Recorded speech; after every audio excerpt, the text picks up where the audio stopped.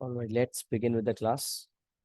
Inshallah, हमारा objective ये है कि inshallah today we are going to cover we are starting off with the third topic of the syllabus. अच्छा, मैं आपको थोड़ा सा ये बता दूं कि जो हमारा थर्ड टॉपिक है सिलेबस का, उसका नाम है Newton's laws of motion. But उसमें जो पहला एस्पेक्ट मैं कवर करूंगा that is motion of particles on an inclined plane. और उसमें फोर्सेज वाली सारी बातें डिस्कस होंगी जो हमने ऑलरेडी फोर्सेज में कवर की हुई हैं। बट जो हमारा पहला टॉपिक था फोर्सेज, उसमें मैंने इंक्लाइंड प्लेन नहीं डाला था, क्योंकि फोर्सेस के अलग से बहुत सारे सवालात आते हैं जिसके अंदर इंक्लाइन प्लेन की कोई इन्वॉल्वमेंट नहीं होती। और इंक्लाइन प्लेन की फिर अलग से इंपॉर्टेंस ये है कि फिर वर्क एनर्जी पावर के साथ भी इंक्लाइन प्लेन आ रहा होता है, तो इंक्लाइन प्लेन की अलग से अंडरस्टैंडिंग ज़्यादा बेहतर रहती है। ये मेरा पास का तजुर्बा है, मैं उसको फॉलो करता हूँ। तो जो पहला टॉपिक था फोर्सेस, उसमें कोई इंक्लाइन प्लेन का जिक्र नहीं था। फिर जो सेकंड टॉपिक था काइनेमेटिक्स, काइनेमेटिक्स जब इंक्लाइन प्लेन पे ऑब्जेक्ट होता है तो भी काइनेमेटिक्स के इक्वेशंस यूज हो रहे होते हैं, इक्वेशंस ऑफ मोशंस वगैरह, बट वो भी काइनेमेटिक्स में मैंने नहीं डाला था कोई ऐसी चीज़। अब जो थर्ड टॉपिक है उसमें एक चीज़ है जो मैं कवर करूंगा, वो है incline plane, motion of particles on an incline plane. और जो दूसरी चीज़ है वो है मोशन, मतलब पुली वाले जो केसेस होते हैं जिसमें particles are moving on a pulley, fixed smooth pulley. तो दो किस्म की कैटेगरीज में मैंने इसको डिवाइड किया, एक पुली वाले सवालात हैं और एक इंक्लाइन प्लेन वाले सवालात। तो जो पुली वाले सवालात हैं वो इंशाल्लाह, पुली वाले जो केसेस हैं वो हम बाद में देखेंगे। फिल वक्त हम इंक्लाइन प्लेन पे फोकस्ड हैं आज, ताकि इंक्लाइन प्लेन की हम एक्सप्लेनेशन भी कर लें इंशाल्लाह, और फिर उसके बाद उसके कुछ सवालात भी हम नज़र से गुजार लें। तो ये प्लान है, उसके साथ हम स्टार्ट लेते हैं। Motion of particles on an incline plane में मैंने तीन केसेस बनाए। केसेस याद रहे, तीन से ज़्यादा भी हो सकते हैं, अ, होंगे यकीनन मुख्तलिफ केसेस, बट जनरली जो केसेस आ रहे होते हैं या जिन केसेस की बेसिस पर बाकी केसेस की अंडरस्टैंडिंग भी हमें आ जाएगी, वो मैंने केसेस कंसिडर करने की कोशिश की। तो ये तीन केसेस अगर आप समझ जाएंगे तो इंक्लाइन प्लेन के ऊपर जब भी पार्टिकल मौजूद होगा तो आपके जहन में वो फोर्सेज आ जाएंगी जो मैं आज डिस्कस करने वाला हूँ। तो let's start with the case number one. क्या object an object is placed on an inclined plane and the pulling force acts up the inclined plane। तो सबसे पहले पुलिंग फोर्स को हटा के अगर हम बात करें तो when ever an object is placed on an inclined plane, we all know that weight is always vertically downwards। weight हमेशा, अगर ऑब्जेक्ट हॉरिजॉन्टल सरफेस पे है तो भी वेट डाउनवर्ड्स एक्ट करता है, और अगर जो है ऑब्जेक्ट इंक्लाइन प्लेन पे है तो भी वेट वर्टिकली डाउनवर्ड्स एक्ट करता है। बट क्योंकि ऑब्जेक्ट इंक्लाइन प्लेन पे है इसलिए वेट की वजह से वेट के दो कंपोनेंट्स वजूद में आ जाते हैं। एक कंपोनेंट होता है perpendicular to the incline plane और एक होता है parallel to the incline plane. Incline plane से पैरेलल, ये हमारा इंक्लाइन प्लेन है, तो एक कंपोनेंट होता है parallel to the incline plane और एक होता है perpendicular to the incline plane. तो अगर हम ये mg ना भी लिखें, ये वेट हम ना भी लिखें, और इसके दो कंपोनेंट्स लिखने की हम आदत बना लें, तो हमारा काम हमेशा सही होगा इंशाल्लाह। तो ये mg लिखना ज़रूरी नहीं है, ऑप्शनल है, क्योंकि इस mg यानी कि वेट की वजह से, we all know that w equals to mg होता है ना, तो बेसिकली ये वेट ही है। This mg is basically the weight. तो इस mg यानी कि वेट की वजह से दो कंपोनेंट्स वजूद में आ जाते हैं। यूजुअली जब ऑब्जेक्ट हॉरिजॉन्टल सरफेस पे होता है तो कोई कंपोनेंट्स वगैरह नहीं होते, बस सिर्फ हम mg नीचे ले रहे होते हैं और ऊपर नॉर्मल डायरेक्शन ले रहे होते हैं। But whenever an object is lying on an incline plane, तो always remember that there are two components of the weight. Weight is mg and the two components are mg cos theta and mg sin theta। जैसे force के दो components होते हैं f cos theta and f sin theta, उसी तरह wait के दो components होंगे mg cos theta and mg sin theta, two components of the weight. इसलिए अब ये अगर आप नहीं लिखते, ये चीज आप नहीं लिखते, कोई फर्क नहीं पड़ता, mg cos theta mg sin theta लिखना जरूरी है, और सवाल भी इन दो कंपोनेंट्स को लिए बगैर सॉल्व नहीं हो सकता। तो जहन में अब ये बैठा लें कि जब भी ऑब्जेक्ट इंक्लाइन प्लेन पर होता है उसमें दो कंपोनेंट्स वेट की वजह से वजूद में आ जाते हैं, एक है perpendicular to the incline plane और एक है parallel to the incline plane. तो perpendicular to the incline plane is mg cos theta and parallel to the incline plane is mg sin theta. अच्छा, perpendicular to the incline plane downwards is mg cos theta, perpendicular to the inclined plane upwards is the normal reaction of the inclined plane। जब object horizontal ground पर होता है तो normal reaction जो are है, contact force है ना, block और इंक्लाइन प्लेन का कॉन्टैक्ट हो रहा है, तो contact force has two components, the frictional component and the normal component. तो अभी मैं बात कर रहा हूँ नॉर्मल कंपोनेंट की, कि अगर इन ऑब्जेक्ट की प्लेसमेंट की वजह से इंक्लाइंड प्लेन पे एक फोर्स अप्लाई हो रही है, जिस फोर्स का नाम है mg cos थीटा, तो ये ऑब्जेक्ट जो है ये पास तो नहीं कर रहा इस इंक्लाइन प्लेन से, इस इंक्लाइन प्लेन ने इसको रोका हुआ है, तो आखिर वो इंक्लाइन प्लेन की कौन सी फोर्स है जो इसको रोक रही है, और वो फोर्स का नाम है नॉर्मल रिएक्शन। वो जो रोक रही है उस फोर्स का नाम है normal reaction. And we know that normal component of the contact force is always perpendicular to the contacting surfaces. तो जो कॉन्टैक्टिंग सर्फेसेस हैं, ये कॉन्टैक्ट हो रहा है, इस कॉन्टैक्टिंग सर्फेसेस से perpendicularly upwards, the normal reaction, the normal component of the contact force will act in this direction। ये R क्या है भाई? Normal component of the contact force, जिसको हम R कह रहे होते हैं रिएक्शन, इंक्लाइन प्लेन का जो रिएक्शन है। न्यूटन का थर्ड लॉ ऑफ मोशन जो कहता है कि every action is equal in opposite reaction, तो ये इंक्लाइन प्लेन का रिएक्शन है। तो अब यहां से पता चल गया कि तीन फोर्सेस का वजूद हमारे जहन में होना चाहिए। जैसे ही आपको एक ऑब्जेक्ट इंक्लाइन प्लेन पर नजर आए, कोई और चीज देखें या ना देखें, कोई और चीज समझ आए या ना आए, तीन चीजें आपने फौरन लिख लेनी है। और वो तीन फोर्सेस, सॉरी, फॉरन लिखनी है आपने। एक है mg cos theta perpendicularly downwards, perpendicular to the inclined plane acting downwards. एक है mg sin theta parallel to the inclined plane acting down the plane. And एक है r perpendicular to the inclined plane acting upwards. तो ये r mg cos theta mg sin theta, ये आपने फौरन लिखनी। जैसे मैं हमेशा कहता हूं, जब भी आपके सामने इंक्लाइन प्लेन के आप कोई भी सवाल आए, डायग्राम अगर बना हुआ है, उस डायग्राम को पेंसिल से भर दो, पेन से नहीं, पेंसिल से, ताकि मिटा के वापसी का रास्ता बाकी रह जाए। तो एक तो उसको पेंसिल से भरना होता है, दूसरा अगर डायग्राम नहीं बना हुआ तो it's always the best approach is to always draw a diagram by your own. खुद से एक डायग्राम बना लिया जाए, क्योंकि जो डायग्राम बनाते हैं वो सक्सेसफुल कैंडिडेट्स होते हैं, जो डायग्राम नहीं बनाते वो कहीं ना कहीं मार खा जाते हैं। तो mg cos theta, mg sin theta और r, ये तीन तो फिक्स हो गई। अब इसके अलावा याद रख लें, अगर कहीं एग्जामिनर मेंशन करता है कि the incline plane is smooth, अगर स्मूथ का कहीं लफ्ज लिखा हुआ है, अच्छा, जब स्मूथ ग्राउंड होता है तो भी हमने ये बात सीखी है कि फ्रिक्शन नहीं होती। तो स्मूथ इंक्लाइन प्लेन, अगर आपका स्मूथ इंक्लाइन प्लेन है तो आप समझ जाइएगा कि नो फ्रिक्शन, उसमें कोई फ्रिक्शन नहीं है, याद रखें। लेकिन अगर उसने रफ इंक्लाइन प्लेन की बात की है तो फिर तो फ्रिक्शन होगी। तो इन तीन फोर्सेस के अलावा याद रखिए, mg cos थीटा और mg sin थीटा ये एक वेट के दो कंपोनेंट्स हैं, इसको मैं दो अलग अलग फोर्सेस मान रहा हूँ, सही है, क्योंकि हैं तो कंसिडरेशन में दो अलग अलग, इसलिए mg cos theta mg sin theta r, ये हो गई तीन फोर्सेस। जो mg के दो कंपोनेंट्स हैं, mg cos theta mg sin theta, इसको मैं दो मान रहा हूँ, और नॉर्मल डायरेक्शन जो है इंक्लाइन प्लेन का, इसको मैं तीसरा मान रहा हूँ। ये तीन हो गए। उसके अलावा फ्रिक्शन जो है उसका डायरेक्शन डिफाइंड खुद से नहीं होता, अगर लिखा हुआ है रफ तो फ्रिक्शन होगी तो सही, बट फ्रिक्शन अब द इंक्लाइन प्लेन एक्ट करेगी।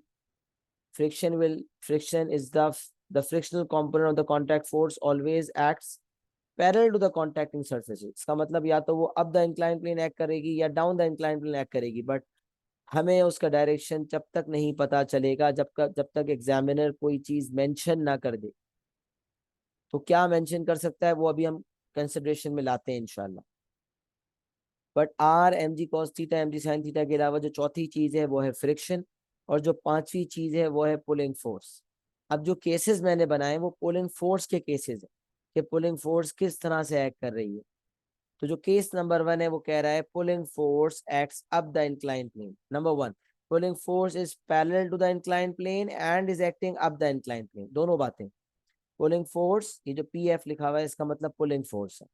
ये पी एफ यानी कि पुलिंग फोर्स, ये up the incline plane act कर रही है और parallel to the incline plane act कर रही है। अब एक हो गया आर, एक हो गया एम जी कॉस थीटा, एक हो गया एम जी साइन थीटा और एक हो गया पी एफ। चार चीजें हो गई, चार फोर्सेज हो गई। अब जो पांचवी फोर्स है वो है friction, which is known as frictional component of the contact force. अब वो कहाँ एक्ट करेगी, उसके लिए फिर आगे मुख्तलिफ हेडिंग्स हैं जो मैं आपके सामने रखने जा रहा हूँ। पहले ये लाइन पढ़ लेते हैं। अच्छा, हर इंक्लाइन प्लेन का एक एंगल होता है थीटा, और जब वो सवाल लिखता है तो वो कहता है अ पार्टिकल मूव्स या lies on a line of greatest slope of an incline plane. अब अक्सर बच्चे पूछते हैं सर ये लाइन ऑफ ग्रेटेस्ट स्लोप क्या है। भाई ये सिर्फ अल्फाज है, इसकी आदत होती है जब भी ऑब्जेक्ट इंक्लाइन प्लेन पे होता है तो ये उसको लाइन ऑफ ग्रेटेस्ट स्लोप कहता है। Line of greatest slope of an incline plane.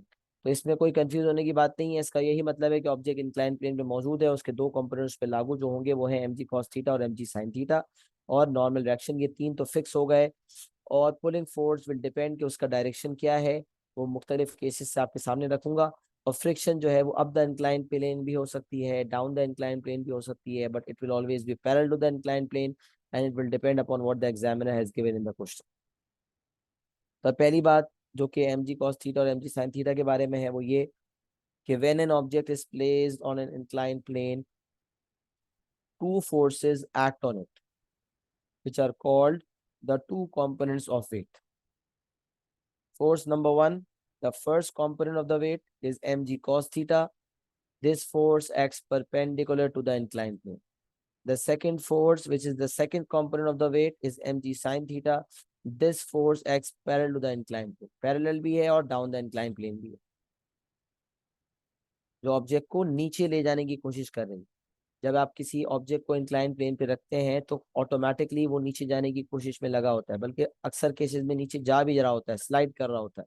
किस फोर्स की वजह से होता है, ये एम जी साइन थीटा वाली फोर्स की वजह से होता है। अच्छा, अब मैंने जैसे कि कहा सवाल में चार नजर आ रही हैं, वेट के तो दो कॉम्पोनेंट जब ले लिए तो वेट को अब भूल जाए, तो एक दो तीन और चार हो गई ये फोर्सेस। पांचवी फोर्स फ्रिक्शन है, उसके लिए हम हेडिंग पढ़ते हैं, if the object is on the point of sliding up the plane.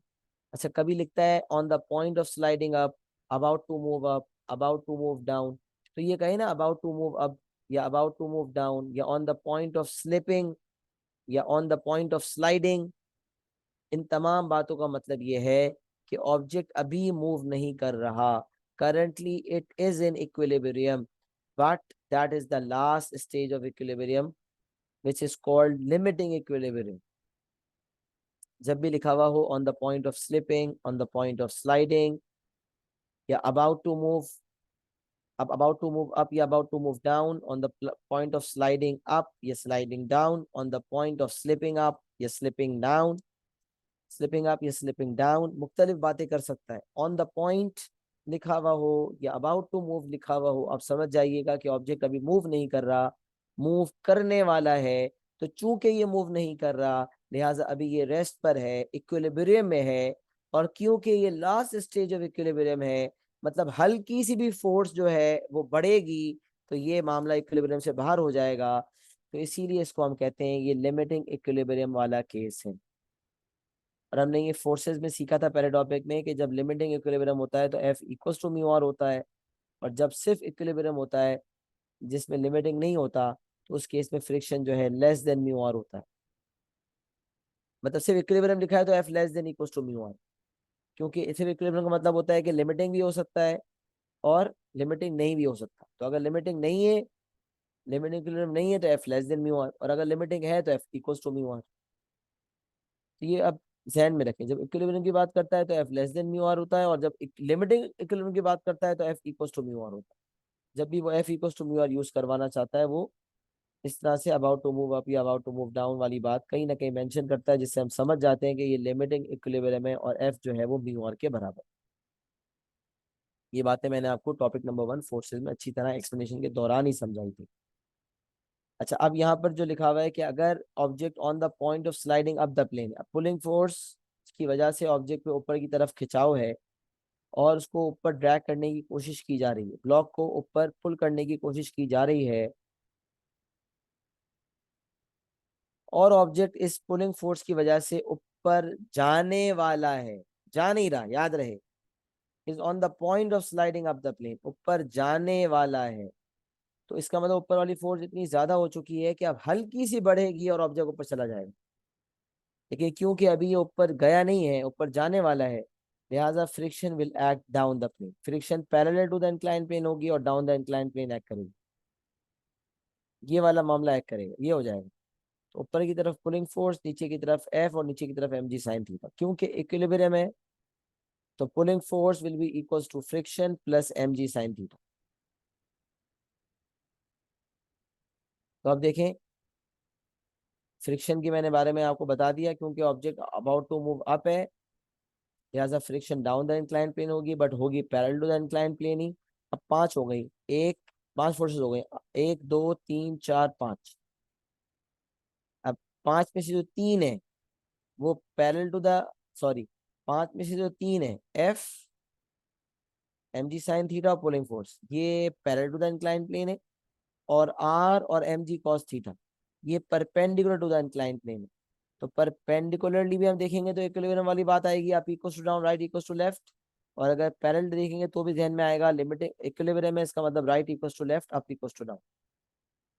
सही है, तो इसी कॉन्सेप्ट को मद्देनजर रखते हुए आर जो है that will be equal to M G cos theta, पहली बात लिखी हुई है R equal M G cos theta. जब फिर क्योंकि फ्रिक्शन जो है डाउनवर्ड्स है, क्योंकि object about to move up है, लिहाजा pulling force will be equal to friction plus M G sine theta, pulling force will be equals to mg sin theta plus f, where f, the capital F denotes friction, लिखा हुआ भी friction is capital F। तो on the point of sliding up है तो friction will act down the plane, और R equals mg cos theta and pulling force equals mg sin theta plus f। तो ये दो चीजें जब इस तरह का सवाल आए, इस तरह का केस आए, तो ये दो तो आपने लिखनी है, साथ आपने f equals to mu R भी लिखना है। बाज़ औक़ात म्यू दिया हुआ होता है, बाज़ औक़ात म्यू निकालना होता है, तो मुख्तलिफ केसेस होते हैं, मुख्तलिफ किस्म के सवालात होते हैं, जिसको हमें मद्देनजर रखते हुए बहुत कुछ करना पड़ता है। तो ये तीन चीज़ें आपके काम की हो गई, R equals M G cos theta, P F जिसमें दो फोर्सेस इन्वॉल्व हैं, आर और एम जी कॉस थीटा, फिर जो P F pulling force equals M G sine theta plus F, जिसमें तीन फोर्सेस इन्वॉल्व हैं, तो ये दो यहाँ से हो गई, तीन यहाँ से हो गई, मिला के हो गई पाँच। और फिर एफ इक्वल्स म्यू आर से मजीद कुछ तड़का लग सकता है, जिसमें हो सकता है म्यू गिवन हो और एफ और आर का जो गिवन हो सिनेरियो उसके मुताबिक उसको लिंक करना हो, या बाज़ों का म्यू मांगा जाता है तो एफ अलग निकलता है, आर अलग निकलता है और डिवाइड हो जाता है। ये आपका पहला वाला केस हो गया। मुझे बताएं, यहाँ तक मैंने जितनी गुफ्तगू की है, सामईन को, सुनने वालों को, यहाँ तक तमाम गुफ्तगू क्लियर है, पूछता तो नहीं है?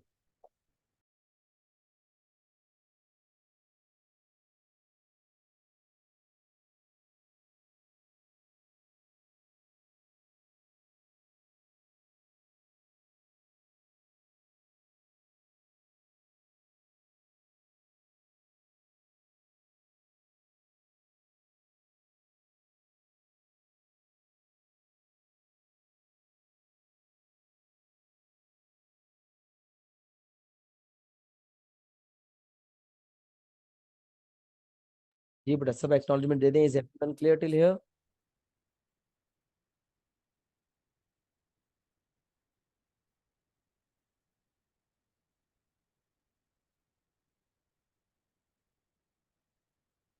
चले, अल्हम्दुलिल्लाह, ये बात हमें समझ आ गई। Moving on towards the next point. अब अभी जो जो समझ लें, केस नंबर वन का जो केस ए था, उसमें लिखा हुआ था स्लाइडिंग अप द प्लेन, अब on the point of sliding up the plane, move नहीं कर रहा था, मूव करने वाला था, तो इसलिए we were saying limiting equilibrium. अब सेकंड वाला केस है, if object is moving up the plane, अब ऑब्जेक्ट इस पुलिंग फोर्स की वजह से बाकायदा ऊपर जाना शुरू हो गया, ऊपर मूव होना शुरू हो गया। तो अगर मूवमेंट ऑब्जेक्ट की ऊपर की तरफ शुरू हो जाए, याद रहे, अगर ऑब्जेक्ट की मूवमेंट ऊपर की तरफ शुरू हो जाए तो इसका मतलब फिर फ्रिक्शन नीचे की तरफ होती है। क्योंकि फ्रिक्शन ने ऑपोजिट डायरेक्शन में, friction is an opposing force, friction is an opposing force, it is not a pulling force. Friction pull नहीं करती, वो ओपोज करती है, तो वो हमेशा ऑपोजिट डायरेक्शन में होती है। ये शायद टॉपिक 1 में लिखवाया था, नोट्स में भी लिखा हुआ है। Friction is an opposing force, it is not a pulling force, it always acts in the opposite direction to the motion or likely motion of the body, it always acts in opposite direction to the motion or likely motion of the body। मतलब या तो object move कर रहा है या move करने वाला है उस डायरेक्शन, दोनों सूरतों में फ्रिक्शन उसके ऑपोजिट डायरेक्शन में एक्ट करेगी। तभी फ्रिक्शन जो है वो यहाँ पर केस ए में भी friction down the plane act कर रही थी, और अगर मैं केस बी देखूं, मिसाल है ये 1 का जो है ये केस ए है, केस 1 ए है ये, फिर ये है case 1 B. If object is moving up the plane, अगर मूवमेंट अप हो रही है तो आप सोचिएगा फ्रिक्शन नीचे की तरफ एक्ट करेगी। अच्छा, अब क्योंकि फ्रिक्शन का ताल्लुक parallel to the incline plane से होता है, friction parallel to the incline plane होती है,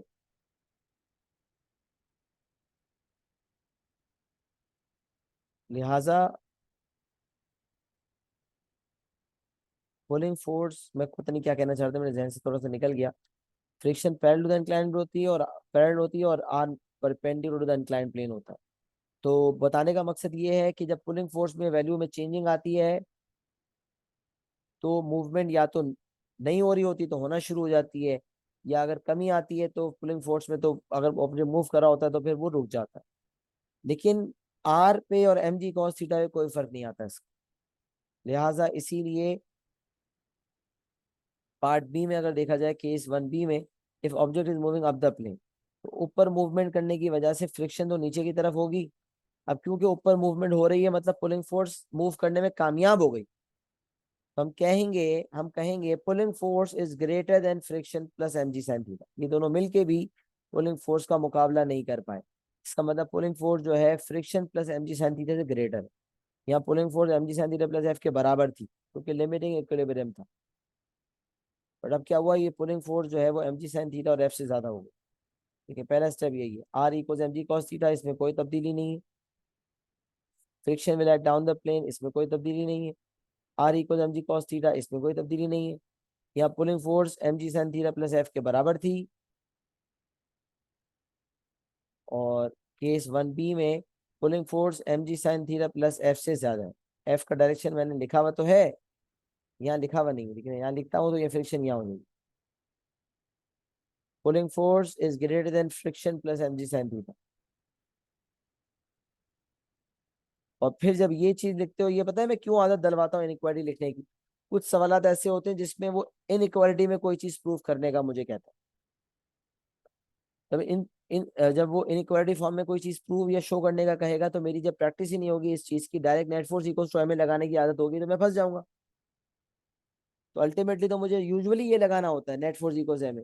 बट पहले ये वाली चीज जो है वो लिखना इसलिए जरूरी है कि अगर इनक्वायरी कभी सवाल में आती है, तो हम ये हमारा माइंडसेट जब होता है, हम इस तरह से सोचते हैं, तो हमें बहुत फायदा होता है, पुली में भी और यहाँ पर भी। तो pulling force is greater than M G sine theta plus F, और net force equals to M अगर मैं करूँ, तो pulling force minus M G sine theta minus F equals M. फिर अब यहाँ से एक इक्वेशन बनेगा, यहाँ से एक इक्वेशन बनेगा, और F equals to mu R का भी शायद इस्तेमाल हो जाए, और वो कनेक्ट होके कुछ ना कुछ आंसर आ जाएगा। मतलब जो सही आंसर होगा वही आना चाहिए, ऐसी बात है, कुछ ना कुछ का मतलब ये नहीं है जो आंसर लिख दे, लेकिन तहजीब याफ्ता अंदाज में अगर किया होता है तो आंसर आ जाता है। तो F equals mu R and mu equals F upon R. तो ये आपका केस बी हो गया। फर्क क्या आया, केस ए में मूवमेंट होने वाली थी और केस बी में मूवमेंट हो रही है, फ्रिक्शन दोनों में डाउन द प्लेन। और यहाँ पर जो है pulling force M G sine theta plus F के बराबर है, जबकि यहाँ pulling force M G sine theta plus F से ज्यादा है, तभी net force equals to M A जो है वो लग रहा है। ये आपका केस बी हो गया। एक्नॉलेजमेंट करते जाएं कि क्या केस बी तक क्लियर हो गया सबको।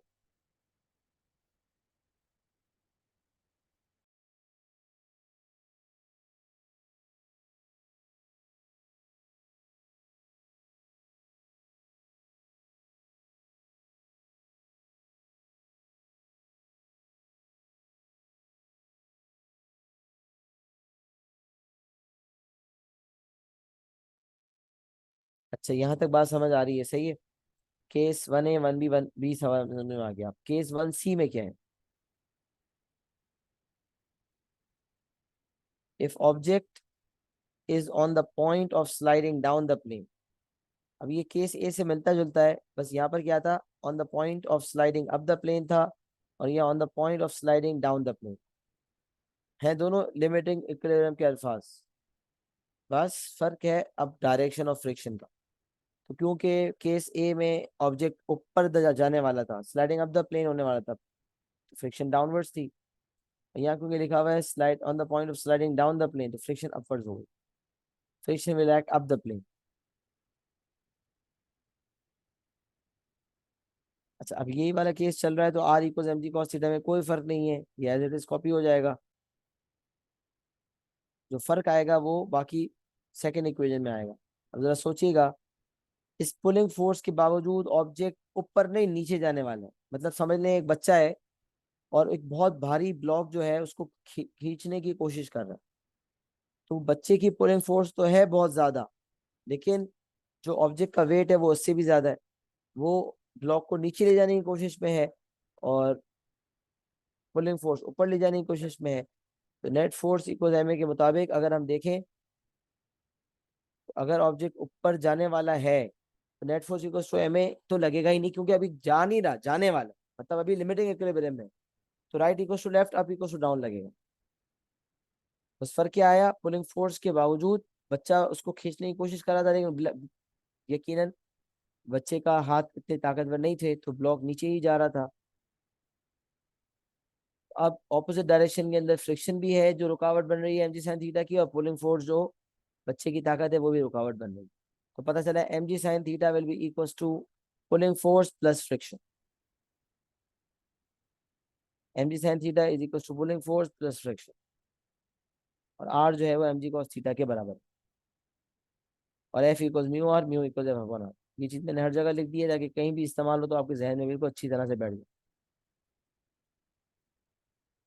तो केस ए में और केस सी में कुछ फर्क था क्या भाई? केस ए में वो कह रहा है स्लाइडिंग अप द प्लेन, और स्लाइड सी पॉइंट सी में कह रहा है, वो 1C में कह रहा है point of sliding down the plane.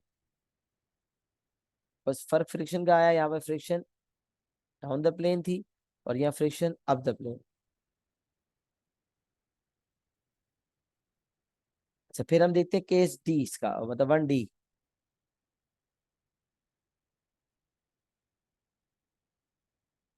1D में वो कह रहा है friction will act up, object is moving down the plane. अभी तो नीचे गया नहीं था केस सी में, on the point of sliding down the plane था, नीचे जाने वाला था। अब वो कह रहा है object is moving down the plane, वो नीचे बाकायदा मूव होना शुरू हो गया। तो इसका क्या मतलब हुआ? जब मूवमेंट होती है तो याद रखें न्यूटन का सेकंड लॉ ऑफ मोशन इस्तेमाल होता है, net force equals to M. और इससे पहले भी हमें कुछ करना पड़ता है, डायरेक्ट इक्वेशन ऑफ मोशन मत लगाया करें, पहले सोचा करें क्या कर रहे हैं, थिंकिंग प्रोसेस दिया करें। तो अगर आपसे कहा जाता है object is moving down the plane, मतलब एम जी साइन थीटा इतनी पावरफुल फोर्स है कि ऑब्जेक्ट को ड्रैग कर रही है नीचे की तरफ। हालांकि ऑपोजिट डायरेक्शन में पुलिंग फोर्स मुसलसल कोशिश में है, लेकिन वो नाकाम हो रही है, क्योंकि एम जी साइन थीटा जो है वो बहुत ज्यादा है। अच्छा, क्योंकि ऑब्जेक्ट नीचे जा रहा है लिहाजा फ्रिक्शन ऊपर होगी। और अब आप कह सकते हैं M G sine theta is equal to friction plus pulling force, या पुलिंग फोर्स प्लस फ्रिक्शन। यहाँ पर आ गया एम जी साइन थीटा। अच्छा, इक्वल्स तो है ही नहीं, माय बैड, इक्विलिब्रियम थोड़ी है, वो तो केस सी था। सही है। मैं तो बात कर रहा था कि पुलिंग फोर्स की वजह से ऑब्जेक्ट ऊपर जा रहा है, केस डी में मूवमेंट हो रही है, पुलिंग फोर्स ऊपर ले जा रहा है, एम जी साइन थीटा नीचे है, फ्रिक्शन भी पुलिंग फोर्स के डायरेक्शन में, क्योंकि एम जी साइन थीटा की वजह से ऑब्जेक्ट नीचे स्लाइड डाउन कर रहा है। तो अब कह सकते हैं M G sine theta is greater than friction plus pulling force. M G sine theta अकेली इतनी पावरफुल फोर्स है कि वो फ्रिक्शन और पुलिंग फोर्स दोनों से ज्यादा है। M G sine theta is greater than pulling force plus friction. Net force equal to M A के मुताबिक M G sine theta minus pulling force minus friction equal to M.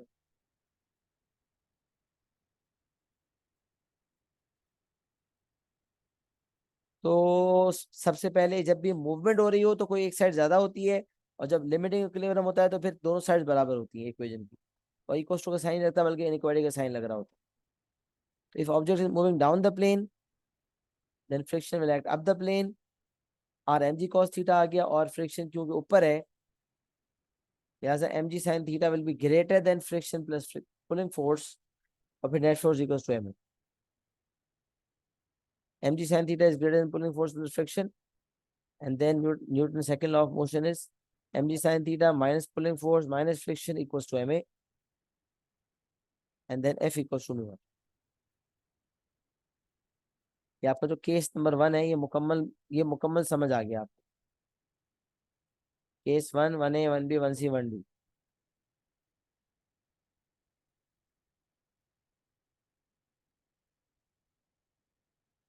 मुझे acknowledgement दें कि case number 1 के चारों cases A B C D clear हो गए proper तरीके से। एक्नॉलेजमेंट देंगे तो फिर आगे मामला बढ़ेगा, वरना रुक जाएगा।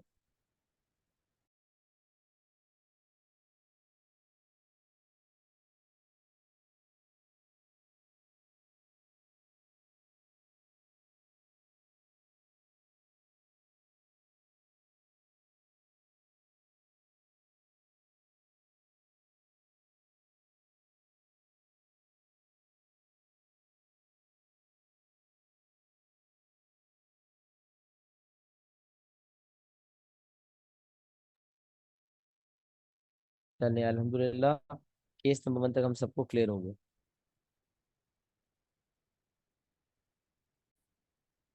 चलिए जी, लेट्स रिज्यूम। अब ये जो है वो हमारा अल्हम्दुलिल्लाह case 1 A B C D हमारे चारों हमने डिस्कस कर लिए।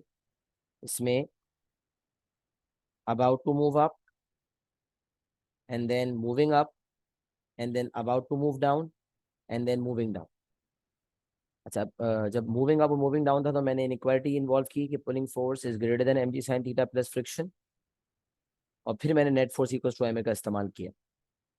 तो हालांकि यूजुअली अगर अगर कहीं इनइक्वालिटी का मैं सवाल में कुछ शो करने का नहीं कहा, आप डायरेक्टली ये भी लगा सकते हैं, बट अक्सर इनइक्वालिटी फॉर्म में कुछ प्रूफ करना होता है, बच्चे घबरा जाते हैं।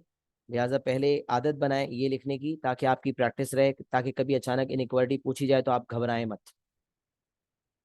इसी तरह यहाँ भी mg sin theta is greater than pulling force plus friction, mg sin theta is greater than pulling force plus friction, and then mg sin theta minus pulling force minus friction equals to m। तो ये जो है ये दोनों चीजें आपने अच्छी तरह देखी।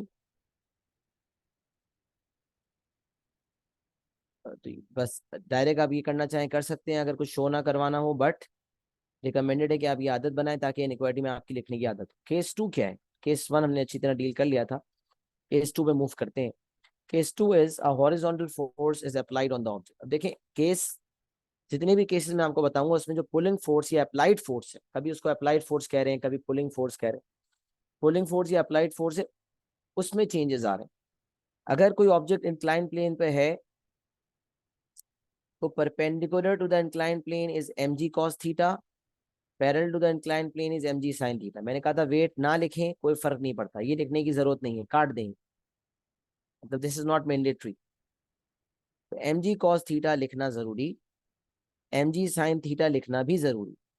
mg cos theta, mg sin theta, ये दो जबरदस्त। अच्छा, कभी वो कहना show all the forces acting on the object, तो उसमें तो फिर आप वेट भी दिखा दिया करें, और mg cos थीटा भी दिखा दिया करें, mg sin थीटा भी दिखा दिया करें, सारी फोर्सेस दिखा दिया करें कि भाई ये वेट है, और ये वेट के असल में ये होता ही है कि ये वेट के कंपोनेंट्स होते हैं, ये थीटा की वजह से, ये दिस इज थीटा, ये राइट एंगल ट्रायंगल बनने की वजह से mg cos theta mg sin theta एक कर रहा हूँ। तो mg cos theta mg sin theta, अगर आप सारी फोर्सेस जो आपको दिखानी होंगी उसमें अगर आप mg cos theta mg sin theta भी दिखाते थे तो काम तो हो जाएगा। मार्किंग स्कीम में जब एक दफा सवाल आया था ना, तो उसने, मतलब जब मैंने ये सवाल मेरे जहन में जो है उसमें इसने खाली वेट दिखाया था और कंपोनेंट्स नहीं दिखाए थे। तो अगर आप वेट दिखा दें तो भी सही, और अगर वेट नहीं दिखा दे तो उसके दो कंपोनेंट्स दिखा दें, एक परपेंडिकुलर और एक पैरेलल। भारत, तो mg cos theta mg sin theta R अपनी जगह रहेंगे। अब इस सवाल में देखें पुलिंग फोर्स तो नहीं है जिस तरह केस 1 में थी, यहाँ अप्लाइड फोर्स है। और एक बात यह है कि horizontal force is applied on the object, जो अप्लाइड फोर्स है वो हॉरिजॉन्टल है। अब इसमें बच्चे बच्चे कंफ्यूज हो जाते हैं, जब लिखा होता है ना हॉरिजॉन्टल फोर्स इज अप्लाइड, तो वो ये समझते हैं कि हॉरिजॉन्टल फोर्स ये वाली फोर्स, इसको वो हॉरिजॉन्टल फोर्स समझते हैं, वो समझते हैं parallel to the inclined plane horizontal force. ये सबसे बड़ी गलत फहमी। याद रखें, horizontal force is a force which is parallel to the ground. जो आपका हॉरिजॉन्टल सरफेस है उससे पैरेलल, जो आपका हॉरिजॉन्टल सरफेस है उससे पैरेलल जो फोर्स होती है वो अप्लाइड फोर्स। मतलब जो अप्लाइड फोर्स का डायरेक्शन है वो पैरेलल टू द ग्राउंड है। जब वो पैरेलल टू द ग्राउंड वाली फोर्स की बात करता है, देखिए ये आपका ग्राउंड है, तो horizontal force would mean applied force is parallel to the ground, ये वाली फोर्स। अब ये आपको नजर आ रहा है, ये आपको नजर आ रहा है, तो हॉरिजॉन्टल फोर्स राइटवर्ड्स, हॉरिजॉन्टल फोर्स राइटवर्ड्स, ये आपको नजर आ रहा है। होता ये है कि जब ये वाला केस आएगा ना, तो आपने इस अप्लाइड फोर्स को रिजॉल्व करना है। एक बात याद रखें, जब अप्लाइड फोर्स या pulling force parallel to the incline plane है, जब पुलिंग फोर्स या applied force parallel to the incline plane है, तो फिर तो उसका एक ही कंपोनेंट होगा। या अगर perpendicular to the incline plane है तो भी उसका एक ही कंपोनेंट होगा। लेकिन अगर कोई ऐसी फोर्स अप्लाई हो रही है जो ना perpendicular to the incline plane है ना parallel to the incline plane है, ऐसी फोर्स जो है, अच्छा बाकी perpendicular to the incline plane किसी फोर्स का एक्ट करना मेक्स नो सेंस, क्योंकि अगर परपेंडिकुलरली मैं ऑब्जेक्ट पे इंक्लाइन प्लेन में मौजूद ऑब्जेक्ट पे फोर्स लगाता हूँ perpendicular to the incline plane, तो वो तो ऑब्जेक्ट को मूव नहीं करने देगा। नीचे की तरफ फोर्स लगाऊंगा भी तो बहुत ज्यादा ताकत भी अगर मैंने लगा दी तो इंक्लाइन प्लेन इतना ही रिएक्शन देना शुरू कर देगा। तो इट मेक्स नो सेंस। तो यूजुअली हम ऐसा देखते हैं कि पुलिंग फोर्स जो है वो parallel to the incline plane अगर है तो फिर उसका वही कंपोनेंट है जो parallel to the incline plane है, एक ही कंपोनेंट माना जाएगा। बट अगर ऐसी फोर्स अप्लाई हो रही है जो ना परपेंडिकुलर है ना पैरेलल है, तो उसको रिजॉल्व करना होगा। अब उसको रिजॉल्व करने का तरीका ये होता है कि जो अप्लाइड फोर्स है इसको अगर आप चाहें तो आप यहाँ भी रिजॉल्व कर सकते हैं, इस तरह से यहाँ भी रिजॉल्व कर सकते हैं। बट इससे ज्यादा आसान और ज्यादा जहन में बिठाने वाला तरीका ये होता है कि समझ लें अगर हॉरिजॉन्टल फोर्स अप्लाई हो रही है ना, तो उसको आप यहाँ मत रिजॉल्व करें, उसको आप डब्बे से पास कर दें आगे की तरफ। तो आप समझ लें अप्लाइड फोर्स आपकी एक्स न्यूटन थी, तो मैंने बॉक्स से इसको पास करवा के मैं यहाँ ले आया एक्स न्यूटन। अब इससे ये हुआ कि ये एक्स न्यूटन जो है इसको आपने रिजॉल्व करना। अच्छा अब जब यहाँ लेकर आए, इससे फायदा ये होगा कि आपको ये नजर आया कि यार देखो एक ग्राउंड होता है और एक ये फोर्स है, दोनों आपस में पैरेलल है। इससे क्या फायदा हुआ, कॉरेस्पॉन्डिंग एंगल्स वजूद में आ गए, क्योंकि ये वाला एंगल थीटा है तो ये वाला एंगल भी थीटा होगा।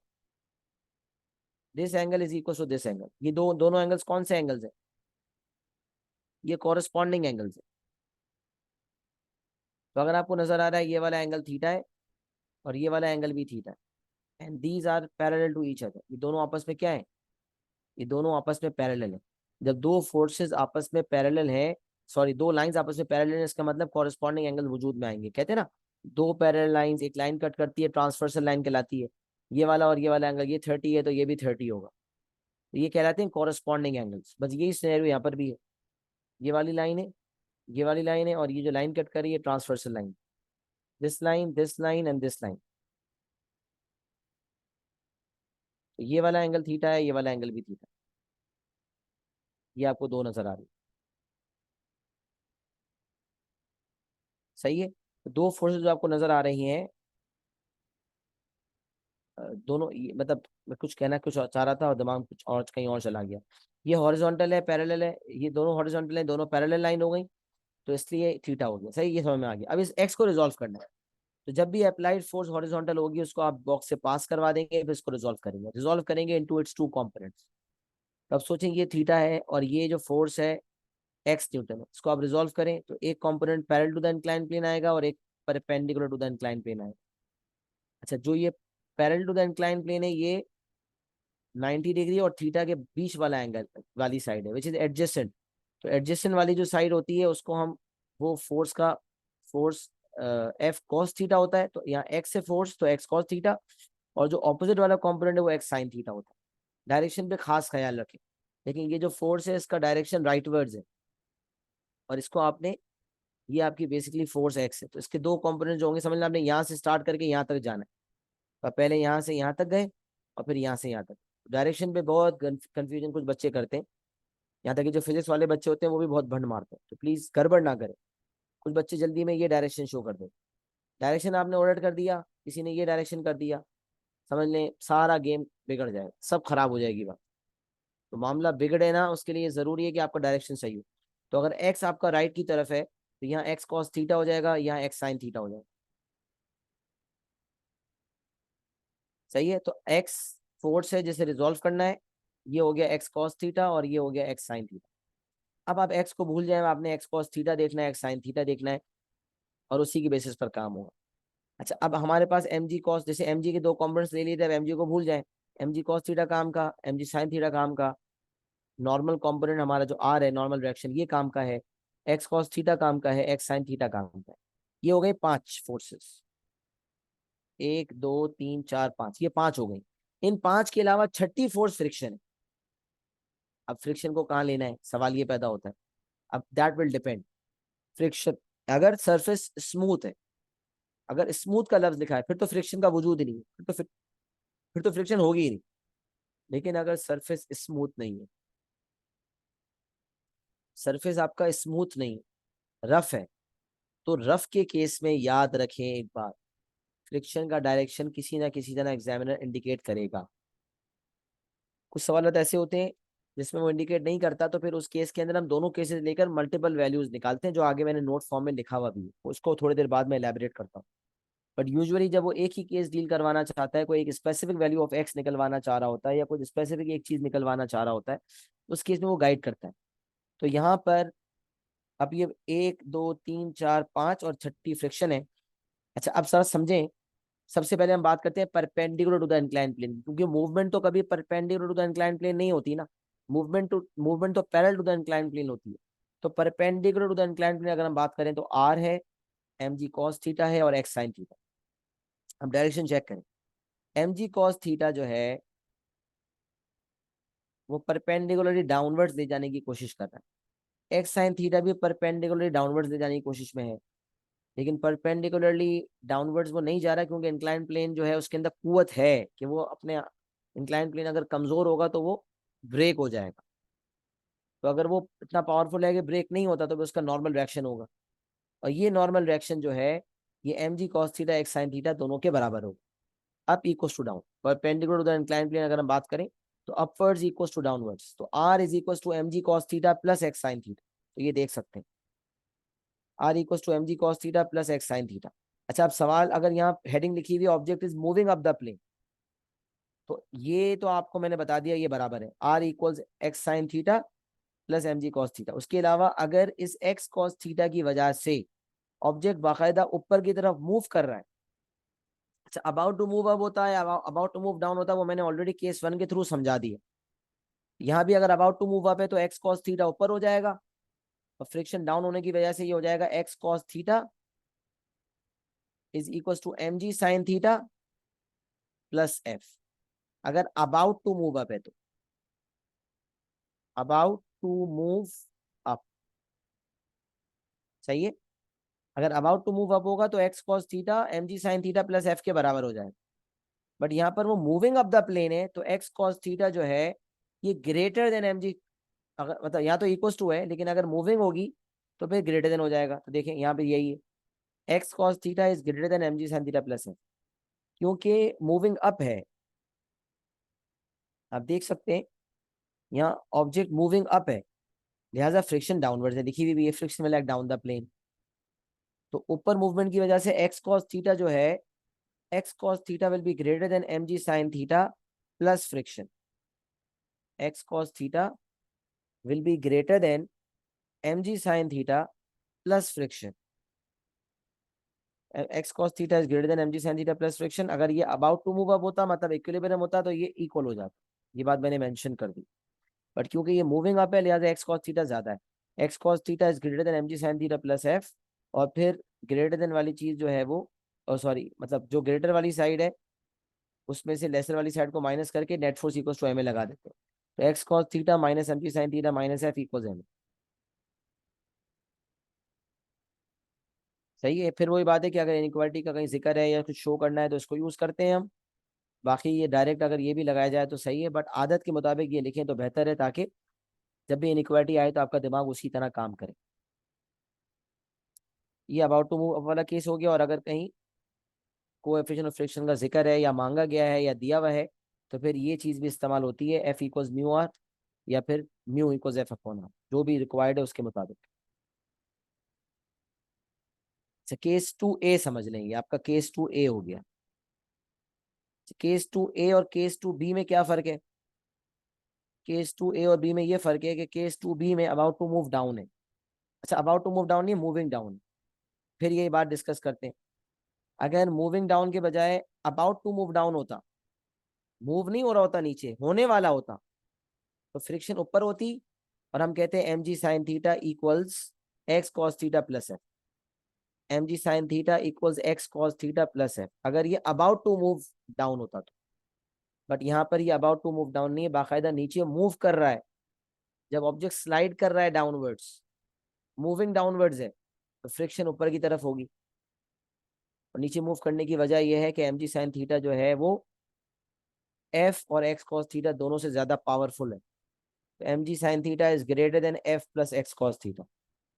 mg sin theta is greater than x cos theta plus f। और फिर उसके बाद net force equals ma। Net force equals ma के मुताबिक mg sin theta minus x cos theta minus f equals ma। mg sin theta minus x cos theta minus f equals ma। ये आपका जो है net force equals to ma apply हो गया। और कहीं इस्तेमाल करना है कोएफिशिएंट ऑफ फ्रिक्शन और फ्रिक्शन निकालनी है या कुछ भी करना है तो ये भी लग सकता है, और अगर कोएफिशिएंट ऑफ फ्रिक्शन निकालना है तो f अपॉन। सही है, ये भी आपको पता है। ये मैंने बार बार इसलिए लिखा है ताकि आपके जहन में बैठ जाए कि ये इस्तेमाल होगा। केस 2 जो है ये पूरा मुकम्मल मैंने आपके सामने डिस्कस कर लिया। बस जहन में ये रखना था कि अगर कोई, अच्छा ये तो डायग्राम बना हुआ है, अगर डायग्राम ना बना हो, सिर्फ इतना लिखा हुआ हॉरिजॉन्टल फोर्स इज अप्लाइड, तो बच्चे ये समझते हैं, मैंने बताया कि क्या गलती करते हैं। तो बस याद रखें, जब अगर डायग्राम ना भी बना हुआ हो तो आपने डायग्राम क्विक बनाना है। और फिर आपने याद रखना है कि अगर अप्लाइड फोर्स हॉरिजॉन्टल का लफ्ज लिखा हुआ है, हॉरिजॉन्टल फोर्स इज अप्लाइड, अगर हॉरिजॉन्टल का लफ्ज लिखा हुआ है तो बस वो फोर्स रिजॉल्व होगी। उसका तरीका यही है कि ब्लॉक पे वो अप्लाई होती है, वो दूसरी तरफ से पास होती है, उसको आपने हाइपोटेनस बनाना है और आपने उसको रिजॉल्व करना है एंगल थीटा के थ्रू। तो दो कंपोनेंट्स आएंगे और अकॉर्डिंगली फिर आपने काम करना है। सही है, ये केस 2 मुकम्मल मैंने समझा दिया। मुझे एक्नॉलेज करें कि केस 2 वाली बातें आपको समझ आ गई। Is it clear to everyone?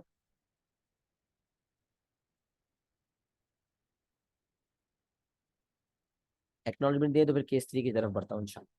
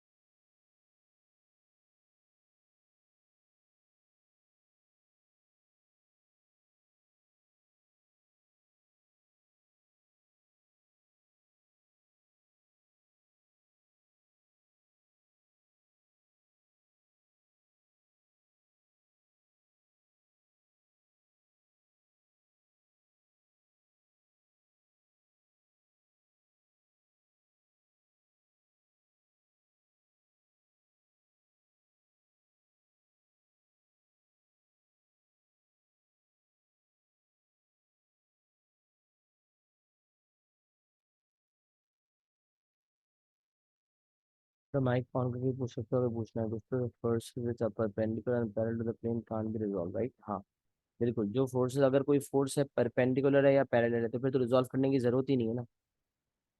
क्योंकि जो फोर्स ना पैरेलल है ना परपेंडिकुलर है, उसको रिजॉल्व करते हैं ताकि उसके दो कंपोनेंट्स आ जाएं, जिसमें से एक पैरेलल हो और एक परपेंडिकुलर हो। तो अगर कोई फोर्स है ही perpendicular to the incline plane तो उसका वही कंपोनेंट हमें हमारे काम का है। कोई है ही पैरेलल तो उसके वही कंपोनेंट हमारे काम का है, तो वो एक एक कंपोनेंट हो गया, वो रिजॉल्व नहीं हो सकते।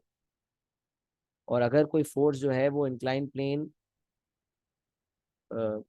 से ना पैरेलल है ना परपेंडिकुलर है तो उसको रिजॉल्व करना होता है। सही है, चलिए यहाँ तक क्लियर हो गया। चलिए केस 3 पे आ जाते हैं। applied force acts at an angle alpha to the vertical। applied force acts at an angle alpha to the vertical। अब जो अप्लाइड फोर्स है जिसको मैंने एक्स न्यूटन कहा, वो अप्लाइड फोर्स जो एक्स न्यूटन है, ऊपर भी मैंने इसको एक्स न्यूटन कहा था, यहाँ अप्लाइड फोर्स एक्स न्यूटन मैंने इस डायरेक्शन में अप्लाई किया। अब देखिए again, this applied force x Newton, ये वाली जो वर्टिकल, इसको वर्टिकल माना है यहाँ पर। जो वर्टिकल है ना, बेसिकली इसको perpendicular to the incline plane वाली लाइन को मैं वर्टिकल कह रहा हूँ। सही है, असल वर्टिकल, एक वर्टिकल तो ये होती है ना, जो जो ग्राउंड से वर्टिकल परपेंडिकुलर है, बट ये उसको वर्टिकल में नहीं कह रहा। अच्छा, ऊपर जो हॉरिजॉन्टल फोर्स में कह रहा था वो मैं एक्चुअल हॉरिजॉन्टल को कह रहा था जो ग्राउंड से पैरेलल, पर यहाँ पर जो मैंने वर्टिकल का लफ्ज लिखा हुआ है उससे मुराद ये वाले वर्टिकल है जो इंक्लाइन प्लेन से परपेंडिकुलर वाली लाइन है। सही है। तो ये थोड़ा सा वर्डिंग्स का उस वक्त जब मैं प्लान कर रहा था चीज़ों को, तो जाहिर सी बात है मैंने एक माइंडसेट से काम किया था। उसमें मैंने कहा कि भाई जो फोर्स अप्लाइड है वो एक एंगल फॉर्म कर रही है, वो किससे एंगल फॉर्म कर रही है, वो एंगल फॉर्म कर रही है विद द वर्टिकल। ओके, ये इसको मैं वर्टिकल मानूंगा, बट ये वो वर्टिकल है जो परपेंडिकुलर, ये जैसे आर को मैं अपवर्ड्स इक्वल्स डाउनवर्ड्स में कैसे मैं कहता हूँ, R equals M G cos theta कहता हूँ, तो अपवर्ड्स कहलाता हूँ। तो ये विद दिस, तो ये बेसिकली आर जैसे परपेंडिकुलर इंक्लाइन प्लेन है तो मैं इसको वर्टिकल में शुमार कर रहा हूँ, इसी तरह ये वर्टिकल में शुमार होगी। सही है। तो बहरहाल कंफ्यूज होने की जरूरत नहीं, हॉरिजॉन्टल एक्चुअल हॉरिजॉन्टल है और यहाँ पर vertical perpendicular to the incline plane वाली है, समझना इंपॉर्टेंट है, बाकी कोई मसला नहीं। Applied force acts at an angle alpha. सही है। कंफ्यूजन हो रही है तो आप वर्टिकल वाला लफ्ज हटा दें, X at an angle alpha जहन में रख लें, तो ये अल्फा का एंगल आपको नजर आ रहा है। अच्छा, अब ये एक्स, अब ये वाली जो एक्स न्यूटन फोर्स है ये भी ना पैरेलल है ना परपेंडिकुलर, ना ये पैरेलल है ना ये परपेंडिकुलर है टू द इंक्लाइन प्लेन, तब ये रिजॉल्व होगी। तो अब इसका डायरेक्शन देखें, एक्स का ये है, समझ लिया, हमें यहाँ से स्टार्ट करके यहाँ पर एंड करना है। हम पहले ये राइट यहाँ गए और फिर हम यहाँ चले गए, हम राइट चले गए फिर डाउन चले गए, ऐसे ही कहेंगे ना। तो हम यहाँ एक्स साइन अल्फा पहले और फिर एक्स कॉस अल्फा बाद में। जो एंगल के सामने वाला है वो एक्स साइन अल्फा, जो एडजेसेंट वाला है वो एक्स कॉस अल्फा। सही है। अच्छा, R M G cos theta M G sine theta, ये तीन फोर्सेज हो गई, X sine alpha X cos alpha, ये चार फोर्सेज हो गई, पांच हो गई सॉरी, एक, एक दो तीन चार पांच, ये पांच हो गई। और एक है फ्रिक्शन, फ्रिक्शन का तो आपको पता है वो बयान करता है। तो अब हम देखते हैं object is moving up the plane, अगर object is moving up the plane है, इस एक्स साइन अल्फा की वजह से ऑब्जेक्ट ऊपर जा रहा है, तो फ्रिक्शन डाउन होगी। अच्छा, अगर अबाउट टू मूव अप होता, मूविंग अप नहीं होता, अबाउट टू मूव अप होता, तो हम कहते हैं X sine alpha is equal to M G sine theta plus F कर दो, अगर अबाउट टू मूव अप होता, बट क्योंकि यहाँ पर मूविंग अप है, लिहाजा एक्स साइन अल्फा जो है ये एम जी साइन थीटा और फ्रिक्शन दोनों से ज्यादा है। X sine alpha is greater than M G sine theta plus F, और फिर net force equal to M A के मुताबिक X sine alpha minus M G sine theta minus F equal M. अच्छा, ये वाली जो चीज है ये क्या है भाई, तो देखें perpendicular to the inclined plane upwards is R, ऊपर की तरफ आर है, नीचे की तरफ एक्स कॉस अल्फा है, या नीचे की तरफ एम जी कॉस थीटा है। तो R is equal to X cos alpha plus M G cos theta, R equal to M G cos theta plus X cos alpha, upwards direction है perpendicular में, और ये डाउनवर्ड्स डायरेक्शन। तो R equal X cos alpha plus M G cos theta, ये आपको ये नजर आ गया, या net force equal to M A लग गया, या इनइक्वालिटी की जरूरत है तो इनइक्वालिटी आ गई, तो फिर एफ इक्वल टू म्यू लग गया। सही है। तो ये केस हो सकता था। अच्छा, अब अगर अबाउट टू मूव डाउन वाला केस होता, अबाउट टू मूव डाउन होता, तो फिर फ्रिक्शन ऊपर की तरफ हो जाता, तो फिर M G sine theta equals X sine alpha plus F, M G sine theta equals X sine alpha plus F, अगर अबाउट टू मूव डाउन वाला केस हो। बट अभी अबाउट टू मूव डाउन वाला नहीं है, यहाँ लिखा है moving down the plane. Moving down the plane का मतलब ये है कि एम जी साइन थीटा ज्यादा पावरफुल है और एक्स साइन अल्फा और एफ कमजोर है, तो M G sine theta is greater than X sine alpha plus F, M G sine theta is greater than X sine alpha plus F, और फिर उसके बाद net force equals M, M G sine theta minus X sine alpha minus F equals M, N F equals to mu. सही है, ये आपका case number 3 हो गया।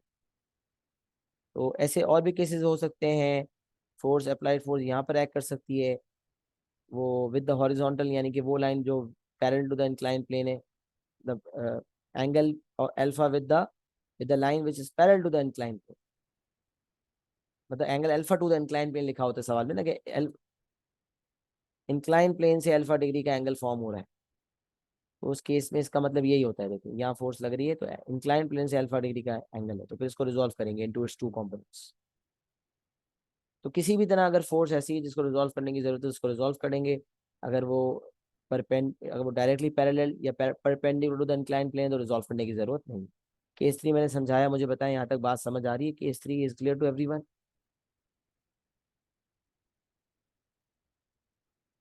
एक्नॉलेजमेंट दे दें, इज इट क्लियर?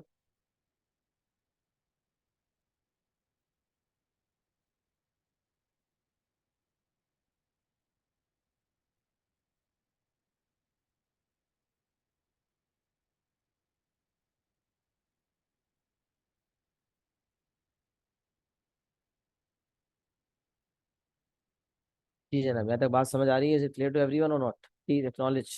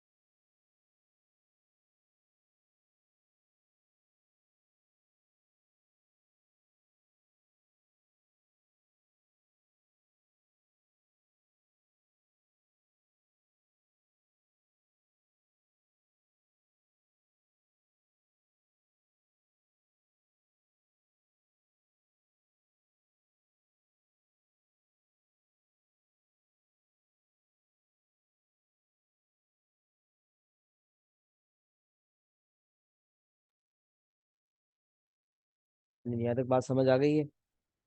आगे बढ़ते हैं।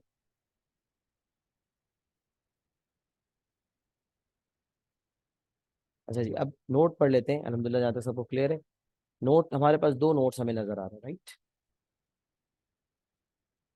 तो इसमें अगर आप चेक करें, इफ द अप्लाइड फोर्स या pulling force is x Newton's and we have to find two possible values of x for which the object is in limiting equilibrium.